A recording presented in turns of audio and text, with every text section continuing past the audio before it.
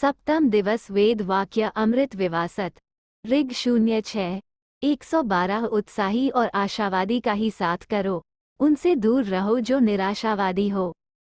कहानी मित्रता की परख। रत्नागिरी की पहाड़ियों में एक पेड़ के नीचे बिल बनाकर एक खरहा रहता था। बचपन में ही उसके माता पिता मर गए थे, उसका कोई सगा संबंधी भी न था। जब खरहा बड़ा हो गया तो उसने सोचा कि अब मुझे विवाह कर लेना चाहिए। गृहिणी आएगी तो कामकाज में भी हाथ बटाएगी और सूना घर काटने के लिए भी न दौड़ेगा। ये सोचकर वो खरहा पास ही रहने वाले एक वृद्ध दंपति के पास गया। उनसे उसने ये प्रार्थना की कि वे अपनी बेटी का विवाह उसके साथ कर दें। कौन कौन है तुम्हारे घर परिवार में? वृद्ध खरगोश उससे पूछा। खरहे ने बता दिया कि उसके माता पिता बचपन में ही मर चुके हैं, कोई रिश्तेदार भी नहीं है। मित्र तो होंगे ही। फिर उससे पूछा गया। नहीं, मेरा कोई मित्र भी नहीं है, अकेला ही हूँ मैं तो। खरहा उदास होकर कह रहा था। तो जाओ, पहले तुम मित्र बनाकर आओ, तभी तुम्हारे साथ हम अपनी बेटी का विवाह करेंगे। जिसका कोई मित्र नहीं, घर परिवार में कोई नहीं, तो मुसीबत पड़ने पर उसकी कौन सहायता करेगा? वृद्ध खरगोश दंपति बोले। निराश होकर खरहा चल पड़ा मित्र बनाने। आखिर विवाह तो उसे करना ही था। रास्ते में मिली एक मधुमक्खी। खरहा बोला, दीदी दीदी, क्या तुम मुझसे दोस्ती करोगी? फूल का रस चूसती हुई मधुमक्खी बोली, मैं क्या जानूं तुम कौन हो और कैसे हो? लोगों वाले से मित्रता हो भी कैसे सकती है? रोने रोने को हो आया खरहा। उसे लगा कि मधुमक्खी मना कर ही देगी। बहुत ही खिन्न मन से उसने मधुमक्खी को बताया ये सब कि यदि उसका कोई मित्र नहीं बनेगा तो उसका विवाह भी नहीं होगा। मधुमक्खी को दया आ गई। सोचने लगी कि मेरे द्वारा किसी का उपकार हो जाए तो अच्छा ही है, क्योंकि जो बिना किसी बदले की भावना के उपकार करता है वही सज्जन कहलाता है। ऐसा उपकार तो सभी कर देंगे। अतएव वो अपने पंखों को तेजी से घुमाकर यदि किसी वस्तु की इच्छा से उपकार किया तो उसमें कौन सी महानता है? खरहे से बोली, खरहे भाई, मैं तुम्हारी मित्रता स्वीकार करती हूँ, पर याद रखना कभी बुरा सोचा, धोखा देने की कोशिश की तो दोस्ती खत्म हो जाएगी।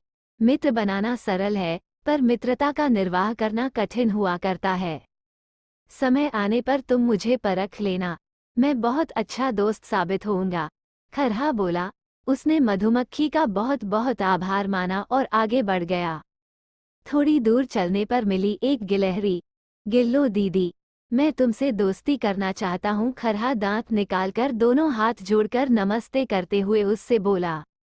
क्यों? गिलहरी ने गर्दन ऊपर उठाकर पूछा। यदि मित्र न हो तो संसार वन जैसा है, खरहे ने कहा।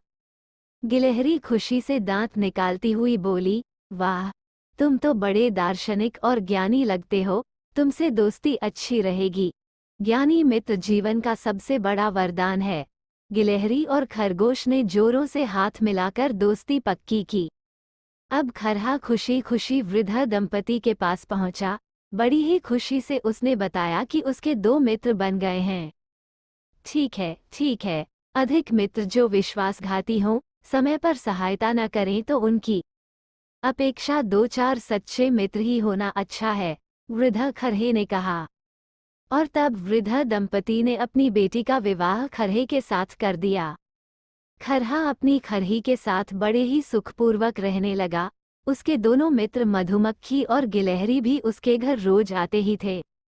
खरही सभी का खुशी खुशी स्वागत करती, उन्हें जलपान कराती, उनसे मीठी वाणी बोलती। सभी मिलजुल कर खाते पीते और मौज मनाते। खरहा सोचता, देखो, मैं कितना मूर्ख रहा जो इतने दिनों तक मित्रों से वंचित अकेला पड़ा कुढ़ता रहा, दुख उठाता रहा। अकेले में आनंद ही पूरा मिलता है, न दुख ही कम होता है। सच्चा मित्र ही दुख को कम करता है।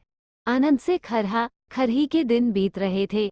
तभी एक दिन की बात है कि दोनों प्रातः काल की ठंडी ठंडी हवा में घूमने जा रहे थे। आगे आगे था खरहा, पीछे पीछे थी खरही। अचानक खरहा चिल्ला उठा, अरे, तुम आगे एक पैर भी न बढ़ाना, यहाँ शिकारियों ने तो जाल बिछा रखा है। खरहा बुरी तरह जाल में फंस गया था। खरही उसकी बात सुनकर एकदम वहीं ठिठक गई। खरहा जाल से निकलने के लिए छटपटा रहा था। खरही सोचने लगी, क्या करूं, कैसे इसे जाल से निकालूं, कहीं ऐसा न हो कि जल्दी ही शिकारी आ जाएं। तभी खरहा बोला, अरे सुनती हो, मैं अपने आप तो जाल से निकलने से रहा, क्यों न तुम दौड़कर गिलहरी और मधुमक्खी के पास चली जाओ। मित्रों की परख दुख में ही होती है, सुख में तो सभी साथ दे देते हैं। जो संकट पड़ने पर प्राणपण से मित्र का दुख दूर करता है वही सच्चा मित्र होता है।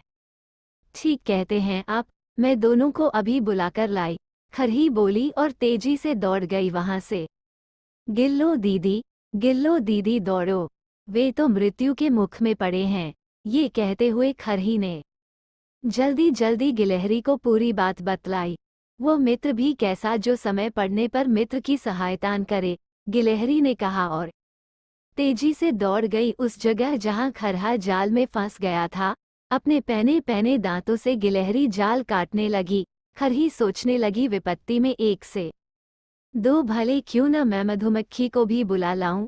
गिलहरी और खरहे ने मना भी किया, पर खरही बोली, हम नहीं जानते कब किस अनजानी मुसीबत में फंस जाएंगे। अपनी ओर से संकट के प्रतिकार का पूरा प्रयास करना ही चाहिए। और वो मधुमक्खी की तलाश में निकल पड़ी।